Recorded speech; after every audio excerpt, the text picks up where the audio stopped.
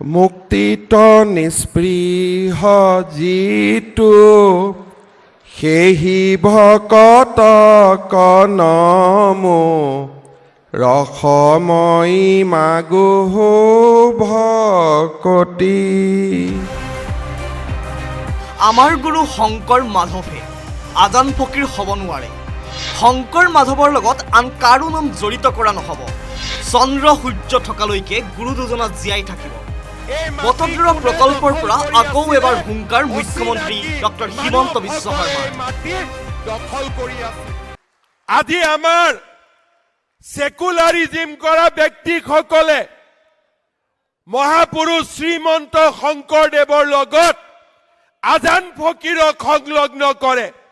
মই তেওঁলোকক সোঁৱৰাই দিব খোজো, মহাপুৰুষ শংকৰদেৱ আৰু মাধৱদেৱ আমাৰ গুৰুজনা, তাৰ লগত আন কোনো নামৰ সংলগ্ন কৰা নহ'ব, আন কোনো নাম জড়িত কৰা নহ'ব। শংকৰ মাধৱ আমাৰ জাতীয় জীৱনৰ প্ৰাণ প্ৰতিষ্ঠাতা, আৰু সূৰ্য আৰু চন্দ্ৰ থকালৈকে শংকৰ মাধৱ আমাৰ গুৰু দুয়োজনা আমাৰ মাজত জীয়াই থাকিব। অনুপ্ৰৱেশকাৰীৰ বেদখলৰ পৰা জাতীয় অস্তিত্ব ৰক্ষাৰ সংকল্পলৈ গুৰুজনাৰ জন্মস্থানৰ নতুন ৰূপ, অসমীয়া স্বাভিমানৰ নতুন প্ৰতীক বটদ্ৰৱা প্ৰকল্প। বটদ্ৰৱাৰ প্ৰকল্পৰ পৰাই মুখ্যমন্ত্ৰীয়ে আকৌ এবাৰ দোহাৰিলে বটদ্ৰৱাৰ মাটি দখল কৰি আছিল অচিনাকি লোকে। অচিনাকি লোকক আমি উচ্ছেদ কৰিছিলোঁ জাতি ৰক্ষাৰ স্বাৰ্থ। য'ত আমি মহাপুৰুষ শ্ৰীমন্ত শংকৰদেৱ আবিৰ্ভাৱ ক্ষেত্ৰ নিৰ্মাণ কৰিছিলোঁ, এই মাটি কোনে দখল কৰি আছিলে? অচিনাকি মানুহসকলে এই মাটি দখল কৰি আছিলে। আপোনালোকে ভাৰতীয় জনতা পাৰ্টিক দায়িত্ব দিছিলে যে এই অচিনাকি মানুহসকলক বৰদোৱা থানৰ পৰা উচ্ছেদ কৰিব লাগে। আপোনালোকক জনাবলৈ পাই আনন্দিত যে অকল অসমৰ ভিতৰতে নহয়, দেশৰ ভিতৰতে এখন অত্যন্ত আধ্যাত্মিক দৃষ্টিভংগীৰে নিৰ্মাণ কৰা মহাপুৰুষ শ্ৰীমন্ত শংকৰদেৱ আবিৰ্ভাৱ ক্ষেত্ৰ কেন্দ্ৰীয় গৃহমন্ত্ৰী ডাঙৰীয়াৰ কৰ কমলৰে উদ্বোধন কৰা হ'ল। প্ৰেৰণাৰ প্ৰতীক মহাপুৰুষ শংকৰদেৱৰ জন্মস্থান বৰদোৱা, কিন্তু মহাপুৰুষজনাৰ জন্মস্থানতো দপদপনি চলিছিল বাংলাদেশী।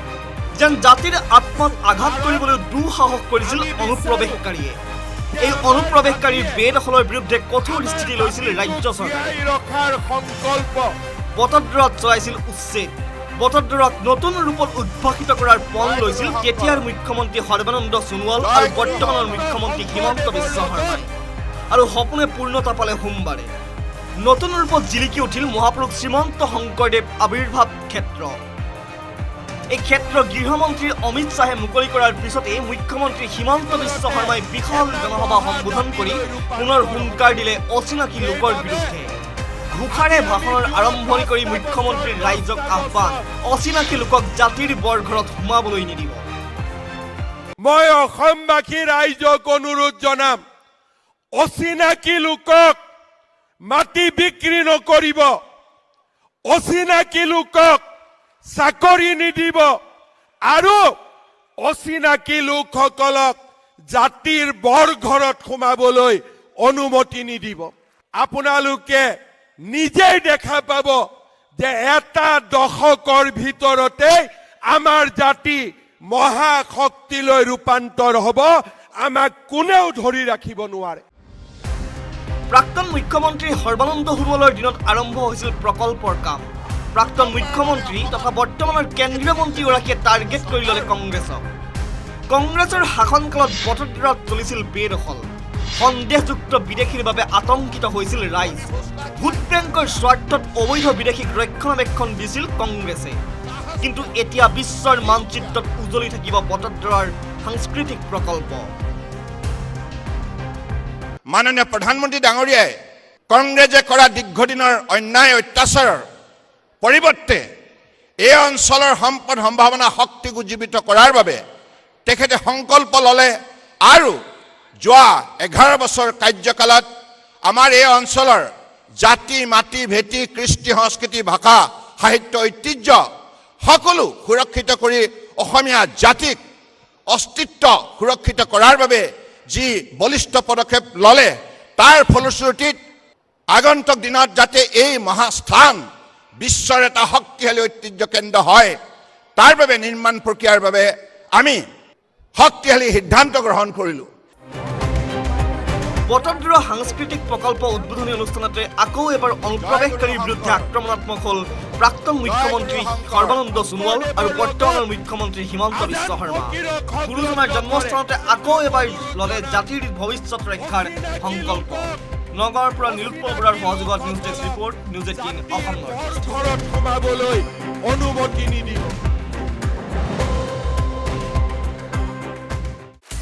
আপুনি বিচৰা বাতৰি পাব কেৱল নিউজ 18 এপত। নিউজ 18 এপ ডাউনলোড কৰিবলৈ স্কেন কৰক এই QR কোড। গুগল প্লে ষ্টৰতো পাব এই নিউজ 18 এপ।